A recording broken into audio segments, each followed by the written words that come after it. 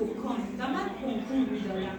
به امثال خودم هی اشتیاق و شور میدادم. اینایی که رتبه 1 هستن میان شاگرد میگیرن، هی میان میگن تو درس بخون مثل بزن.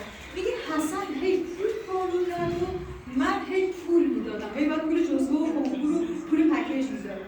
میگه اون سونا میرفت با ماساژ و من هی بخور میدادم. پول نداشت دیگه، اون مغازه داشت دیگه، اون سونا میرفت این مجبور میشد بخور بده. میگه حسن هر عید لندن، من از فن اسمم رو فقط به کاروان راهیان نور میدادم. حسن مغازه داشت دیگه. میگه من میگه در آخر میگه حسن فراری گشت از خدمت، به اون خدمت فروشی شد، پول داشت دیگه، خدمتش هم خرید.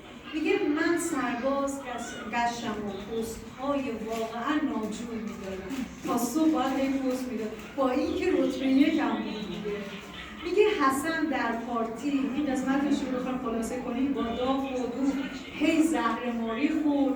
میگه من خدمت به محمد هی قیمه با کافور دادم، هی میرفت خدمت، هی باید آشپزی میکرد، هی باید خدمتش رو انجام میداد. میگه حسن تو حقه بازی مالیاتش رو نمیداد، مالیات دودر میکرد. من اندازه یه تاجر مشهور مالیات میدادم.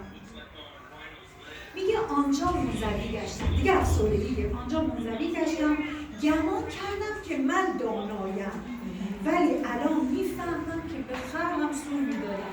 بابت هر 20ش همه دوستاشو جمع میکرد، به همه یه سور میداد. ببینید رتبه منو. میگه حسن هر دقیقه داشت سور میداد، هر شب داشت سور میداد.